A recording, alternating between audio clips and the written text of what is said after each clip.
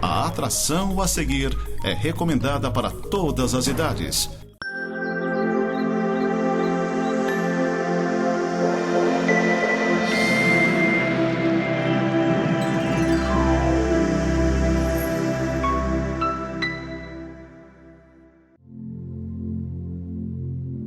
Olá, queridos amigos telespectadores. É um prazer estar mais uma vez aqui nesta bancada, trazendo a Palavra de Deus, em nome da Igreja Presbiteriana de Lages. Eu sou o pastor Luiz Fernando. Hoje estamos aqui com o Rômulo, né? E pela graça de Deus, Deus tem nos dado a bênção de poder trazer a Palavra de Deus através deste instrumento. E como a gente sempre faz, gostaríamos de agradecer aos nossos patrocinadores, né? Que nos tem ajudado aí. A Clínica Vida Nossa, do nosso presbítero Fernando Geber, que sempre está aqui nos ajudando a fazer, que fica ali na rua Correia Pinto, 638, no centro. Tem odontologia, tem a esposa dele, a Vanessa, que trabalha com a parte de ultrassom, né? E a irmã dele também, que é uma clínica geral. Então ali, na Clínica Vida Nossa. E a Cadillac, a loja de artigos femininos da Gesana, na rua Aristiliano Ramos 52, no centro, que tem as marcas Coach, Fórum e Schutz como exclusivas, né? Exclusividade da loja dela. Então, agradecemos aí mais uma vez os nossos patrocinadores e nós vamos orar para iniciar a nossa meditação aqui no Senhor. Oremos. Deus e Pai, nós te agradecemos por mais um dia de vida, mais essa oportunidade que o Senhor nos dá, de através deste veículo, ó Deus, levarmos a Tua Palavra aos lares, às pessoas, que seja uma bênção na vida delas, ó Deus, que seja instrução para a vida, que seja um meio que o Senhor também alcance e toque com Teu Espírito Santo, ó Deus, as vidas que assim ouvirem a Tua Palavra. Em nome de Jesus, peço a Tua iluminação para o Rômulo hoje e a Tua presença aqui no nosso meio. Em nome de Jesus que oramos. Amém, Amém. Deus. Amém. Então eu passo a palavra para o Rômulo, que vai continuar a meditação no Pai Nosso, né? Na oração do Pai Nosso. Isso. Amém. Graça e paz a todos. Também sou grato a Deus por este caminho, por este canal de televisão que tem levado a mensagem do Senhor aos lares, a tantas famílias e tem enchido de graça as nossas vidas. Como assim eu tinha falado no programa passado, a gente está fazendo a oração do Pai Nosso em duas partes. Essa é a segunda parte em que nós estamos falando. A primeira parte foi o início da oração, onde inicia-se com o Pai Nosso, a qual nós falamos aqui, pastor, em que iniciamos a oração do Pai Nosso já recebendo uma resposta de Deus. Porque quando falamos Pai Nosso, nós já sabemos que somos filhos de Deus, adotados em Cristo Jesus. Então nós já reconhecemos e recebemos essa bênção em reconhecer o Pai como nosso Senhor. Ele está no céu, um lugar à parte, onde Ele cuida e rege todas as coisas sobre esta terra, sobre o universo todo. Santificado para que nós tenhamos essa santificação em nossas vidas, em nosso coração, e nós passamos para a comunidade e por onde nós passamos que o Deus Santo seja santificado em nossas vidas e eles possam compreender e ser santificados também pela palavra do Senhor. Venha o teu reino, a sua majestade, o seu poder, a sua glória seja estabelecida nesta terra, né? Tanto que seja feita a vontade dele. E nós temos que aprender a desejar a vontade de Deus. Qual é a vontade de Deus? Ser o Senhor sobre toda a terra, ser o Senhor soberano, onde todos possam crer em Cristo Jesus como seu Filho, como o Cristo que veio a esta terra com um sinal de redenção para salvar um povo que estava destituído da glória de Deus. Então agora nós vamos iniciar a oração do Pai Nosso na continuidade do Pão Nosso. Mas o pastor vai ler para nós Mateus capítulo 6, desde o versículo 5 até o 15. E quando orardes, não sereis como os hipócritas, porque gostam de orar em pé nas sinagogas e nos cantos das praças, para serem vistos dos homens. Em verdade vos digo que eles já receberam a recompensa. Tu, porém, quando orares, entra no teu quarto e, fechada a porta, orarás a teu pai, que está em secreto. E teu pai que vê em secreto te recompensará. E orando, não useis de vãs repetições, como os gentios, porque presumem que pelo seu muito falar serão ouvidos. Não vos assemelheis, pois, a eles, porque Deus, o vosso Pai, sabe de que tendes necessidade, antes que lhe o peçais. Portanto, vós orareis assim: Pai nosso que estás nos céus, santificado seja o teu nome. Venha o teu reino, faça-se a tua vontade, assim na terra como no céu. O pão nosso de cada dia dá-nos hoje, e perdoa-nos as nossas dívidas, assim como nós temos perdoado aos nossos devedores. E não nos deixes cair em tentação, mas livra-nos do mal, pois teu é o reino, o poder e a glória para sempre. Amém. Porque se perdoardes aos homens as suas ofensas, também vosso Pai Celeste vos perdoará. Se, porém, não perdoardes aos homens as suas ofensas, tampouco vosso Pai vos perdoará as vossas ofensas. Amém. Como tenho falado no programa passado, esta oração, este capítulo 6, está registrado no livro de Mateus, onde inicia o capítulo 5, o capítulo 6 e o capítulo 7, o tão conhecido como o Sermão do Monte, onde Jesus está ensinando a uma multidão, e ele ensina desde o começo as bem-aventuranças, ele vem explicando para o povo como eles devem jejuar, como eles devem se preocupar pelo dia de amanhã. Tudo isso está no Sermão do Monte. E a oração do Pai Nosso está centrada nesse tema, no Sermão do Monte, onde Jesus explica cada passo desta oração. Assim como no programa passado eu falei sobre Jó, que Jó, no início do livro de Jó, ele está questionando e ele está ponderando que ele era um homem justo, um homem que sacrificava, ele era um homem que andava reto nos caminhos de Deus. Ele não reconheceu o quanto ele era pequeno.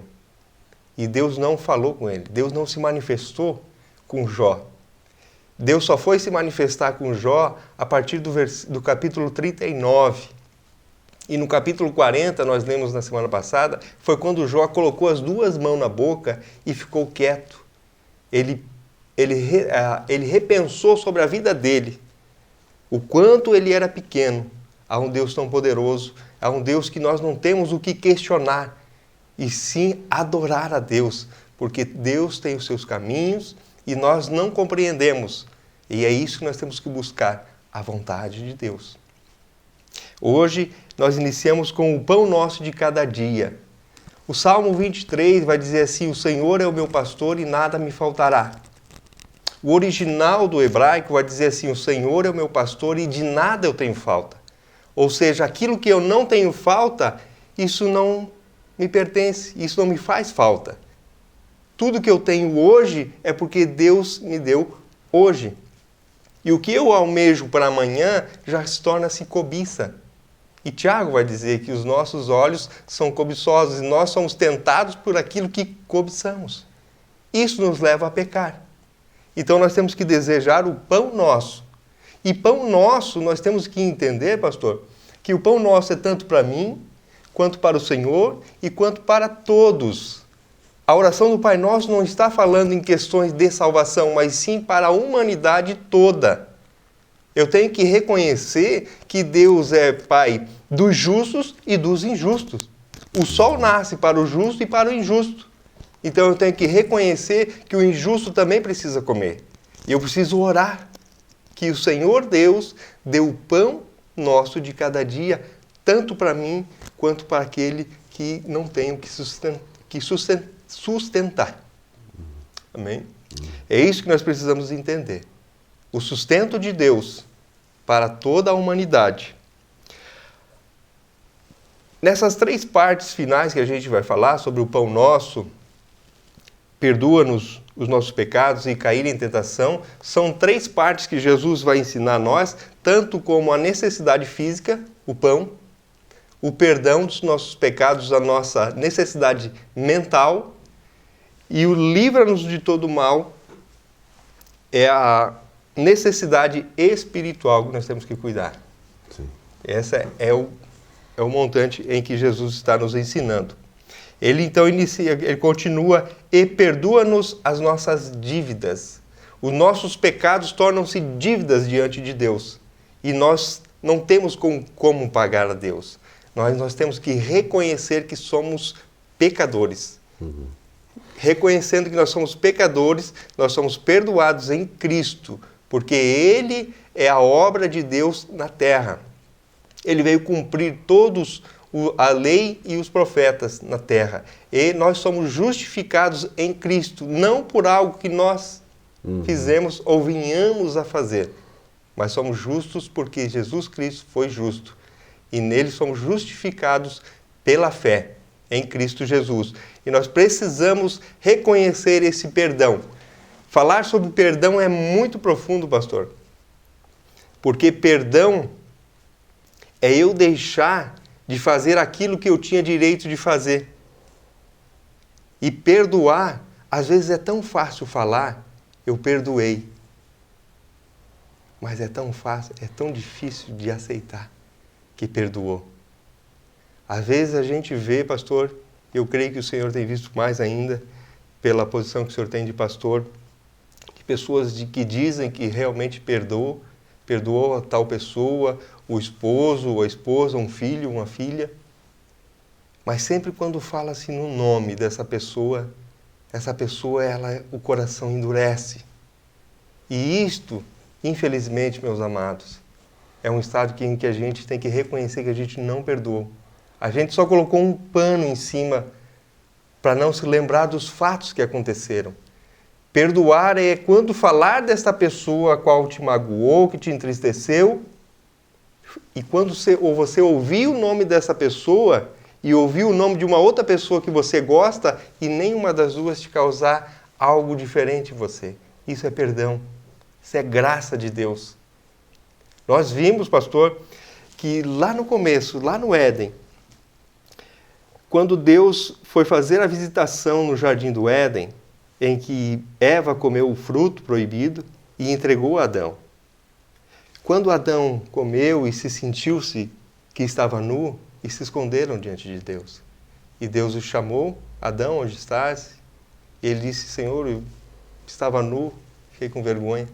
Então Deus pergunta para ele o que aconteceu. Ele diz: a mulher que tu me deste, esta me fez eu pecar. Olha o contraste de Jesus Cristo. Jesus Cristo, quando depois de ter sofrido, apanhado uma noite inteira, carregado a cruz, subiu ao monte, e quando estava pregado naquele madeiro, ele olhou para o povo e disse: Pai, perdoa-lhes porque eles não sabem o que fazem. Isso é perdão, isso é graça de Deus sobre a vida de um povo pecador, de um povo que não sabe o que faz. Tem muitas pessoas que às vezes peca e te trai a tua confiança por não saber o que está fazendo, por achar às vezes que está fazendo certo e fez errado. Por isso, você tem que relevar, você tem que perdoar. A palavra de Deus diz que se nós não perdoar, Deus não está pronto para nos perdoar, porque nós não reconhecemos isto. Jesus disse que veio para os que estão doentes.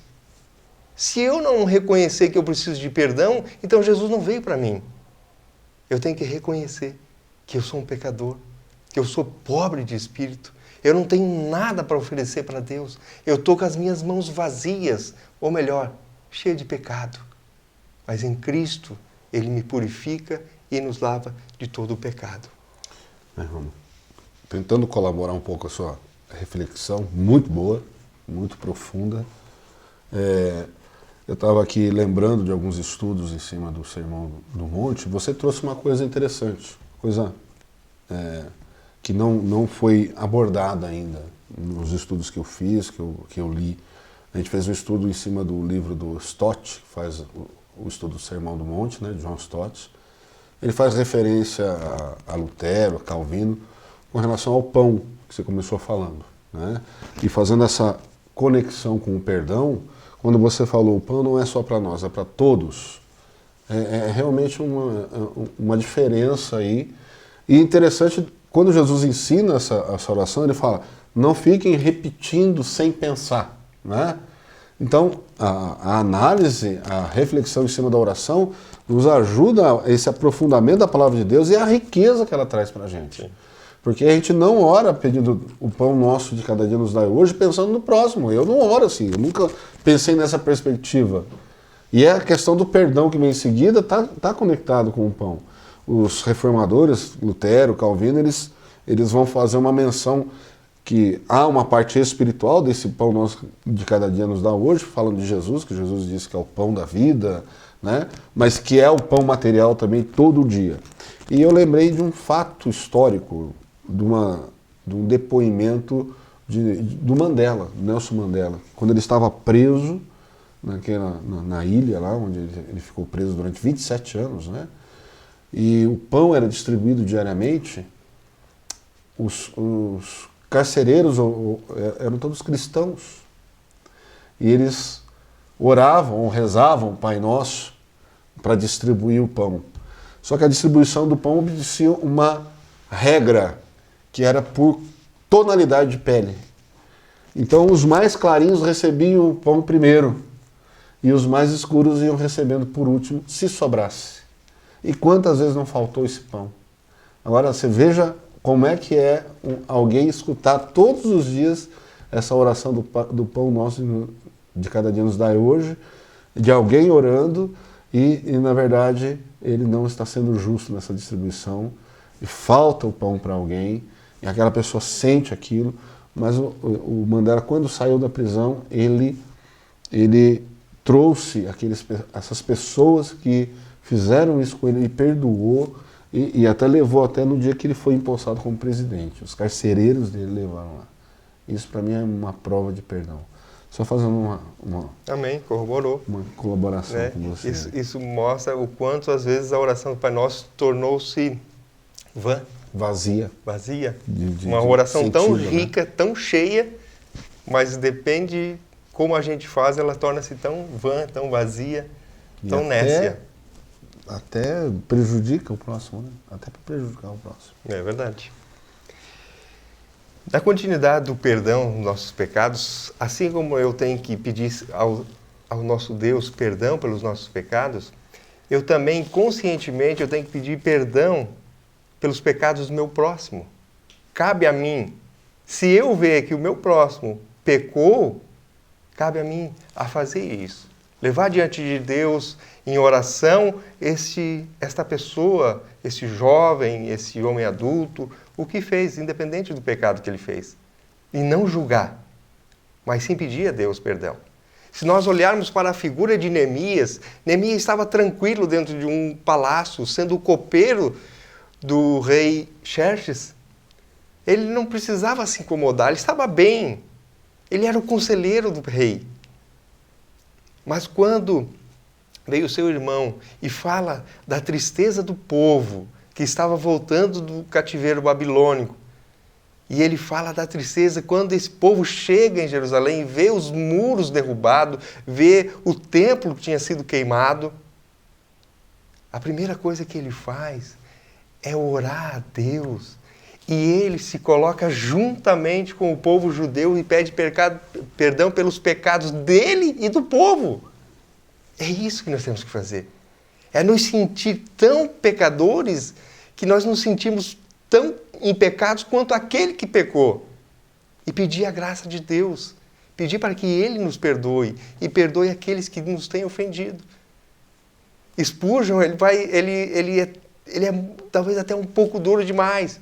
Que ele vai dizer assim, se nós não perdoarmos os nossos pecadores, aqueles que nos ofendem, é como se nós estivéssemos dizendo assim para Deus, Senhor, lembra-te dos meus pecados, mas eu não quero o teu perdão. Eu quero me manter do jeito que ele está. E que a tua ira se acenda contra mim. É mais ou menos assim.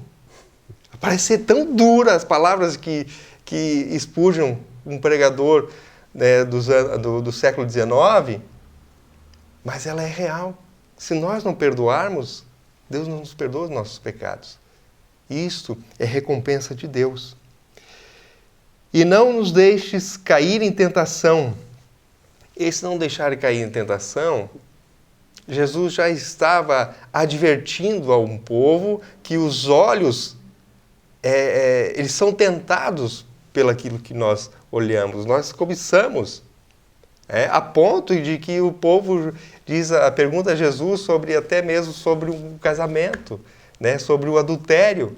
Né? É pecado, Senhor, adulterar. Jesus diz, não é só adulterar. Só quando você pensar que você adulterou com uma mulher, você já está em pecado. Ou seja, a tentação está nos nossos olhos. Então Jesus, ele começa a dizer que é mais fácil, é melhor nós tirarmos um membro do nosso corpo, mas ir para o céu, do que com este membro nós ir para o inferno. Obviamente que Jesus não estava dizendo porque a tentação tanto vem pelos olhos, pelo ouvido, pela boca. Nós pecamos de todas as maneiras. Se nós fôssemos cegos, nós pecávamos pelo ouvido. Se nós fôssemos surdos, nós pecávamos pela boca. E não existe como nós não sermos pecadores. Mas o que Jesus estava fazendo com que nós visse o quão nós andamos numa linha tão estreita e tão fina. Por isso ele vai falar, ainda no Sermão do Monte, sobre a porta estreita e a porta larga. O caminho estreito e o caminho largo. Jesus faz todas essas referências e explicando sobre a tentação. E ele continua então dizendo, livra-nos do mal. Ou seja, se nós caímos em tentação e vamos cair, infelizmente, então nós pedimos, Senhor, livra-nos do mal. O original está dizendo assim, livra-nos do maligno. Para que nós não sejamos fonte de o maligno, usar nós como uma fonte do pecado para outras pessoas. Então ele diz ainda, livra-nos do maligno. E aí então ele vai terminar esta oração dizendo, pois teu é o reino, o poder e a glória para todos sempre. Amém. Essa parte eu queria ler para os irmãos. A conclusão desta oração é uma ação de graça solene, é o reconhecimento conciso dos atributos e das obras de Deus, porque teu é o reino, o direito soberano sobre todas as coisas que são e foram criadas por Deus. Teu reino é um reino eterno e o teu domínio perdura por todas as eras. O poder executivo pelo qual Deus governa todas as coisas e faz o que lhe agrada em todos os lugares de seu reino. E a glória, o louvor que cada criatura lhe deve por seu poder e pela sua grandiosidade de seu reino. Ele recebe glória por todas as obras maravilhosas que tem realizado. Amém. Ok, meu querido. Só lembrando aqui, a Igreja Presbiteriana de Lages fica na rua Coronel Fausto de Souza, 353, no centro, ali na frente da Moto Honda, atrás do Seja. E se você tiver alguma dúvida, quiser perguntar, a gente pode responder aqui para você. Vai colocar aqui, o céu deve colocar aqui, semeandoipb@gmail.com. É um e-mail para você entrar em contato com a gente, fazer sua pergunta, quem sabe a gente responde aí num programa futuro, tá bom? Deus abençoe, muito obrigado pela sua audiência e que Deus esteja derramando a sua graça sobre o seu lar, sobre os seus queridos. Amém. Amém. A Igreja Presbiteriana do Brasil é fruto de uma ação missionária da Igreja Norte-Americana que enviou o jovem pastor Ashbel Green Simonton ao nosso país em 1859, com o profundo desejo no coração de apresentar o Evangelho da graça de Jesus aos brasileiros. Ao longo desses 160 anos de história, o ideal missionário tem se tornado realidade. E a partir do seu compromisso com a integridade bíblica em uma perspectiva teológica reformada e com o propósito de fazer a diferença na sociedade, a IPB tem sido um instrumento usado por Deus para alcançar e transformar a vida de milhares de pessoas no Brasil e no mundo. A Igreja Presbiteriana em cada cidade, com suas escolas, hospitais, projetos sociais e missionários, cumpre a sua missão visando a glória de Deus. Igreja Presbiteriana, há 160 anos evangelizando o Brasil.